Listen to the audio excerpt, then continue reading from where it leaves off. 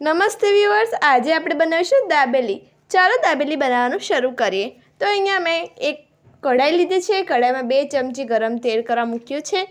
તેલ ગરમ થઈ જાય ત્યારબાદ 3 ચમચી દાબેલી મસાલો એડ કરીશું। કોઈપણ કંપનીનો દાબેલી મસાલો ઉપયોગ કરી શકો છો। દાબેલીનો મસાલો કેવી રીતે ઘરે બનાવો તે જાણવું હોય તમે કમેન્ટ બોક્સમાં કમેન્ટ કરજો। હું નેક્સ્ટ વિડીયો એની પર અપલોડ કરી દઈશ। ત્યારબાદ આપણે એમાં તેલમાં દાબેલી મસાલો એડ કર્યા પછી 4 થી 5 ચમચી જો પાણી એડ કરીશું જેથી આપણો મસાલો બળે નહીં। અને અહીંયા મેં 5 થી 6 નાના બટાકા એવા બાફીને રાખ્યા છે, હવે તેને એડ કરીશું। હું અત્યારે હાથથી મેશ કરું છું। તમે મેશરની સહાયતા પણ લઈ શકો છો। હાથ ધોઈને બટાકા મેશ કરવા વધારે સારું રહેશે તો તમે હાથથી મેશ કરવાના હો તો। ત્યારબાદ અધકચરા હાથથી મેશ કર્યા પછી હવે આપણે તેને મેશરની મદદથી જે ભાજી પાઉંનું મેશર આવે છે તેની મદદથી આપણે એને બરાબર રીતે મેશ કરી દઈશું અને મસાલા સાથે મિક્સ કરી દઈશું। આ સમયે સ્વાદ અનુસાર મીઠું એડ કરીશું। જો બટાકા બાફતી વખતે મીઠું નાખેલું હોય તો આ સમયે મીઠું તે પ્રમાણે એડજસ્ટ કરીને નાખવું। ત્યારબાદ હજી 2 ચમચી પાણી એડ કરીને આપણે તેને બટાકાને હલાવી દઈશું।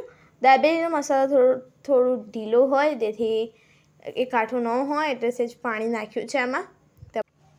ત્યારબાદ આપણે 1 ચમચી આંબલીની ચટણી એડ કરીશું અને જો વધારે તીખાશ પસંદ હોય તો અમે અત્યારે અડધી ચમચી જેવું મરચું એડ કરીશું અને મીઠું ચાખી લઉં, ઓછું વધુ નાખી દેવું।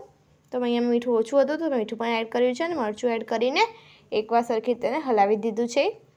તો બસ આપણા દાબેલીનો મસાલો રેડી છે। ત્યારબાદ હવે આપણે એને એક પ્લેટમાં લઈ લઈશું। બહાર જે રીતે હોય છે એક થાળમાં હોય છે એ રીતે આપણે અત્યારે એક પ્લેટમાં લઈ લઈશું।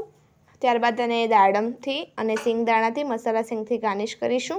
આ વખતે મસાલા સિંગ થોડી બળી ગઈ છે, પરંતુ જે ગયો વિડીયો અપલોડ કર્યો છે તેમાં મસાલા સિંગ કેવી રીતે બનાવી તેની રેસીપી અપલોડેડ છે। ત્યારબાદ પાઉંની વચ્ચે કટ કરીશું। ઉપર લસણની ચટણી, તીખી ચટણી અને આમલી ચટણી લગાવીને આપણે બટાકાનો જે બનાવ્યો છે માવો તે એડ કરી દઈશું।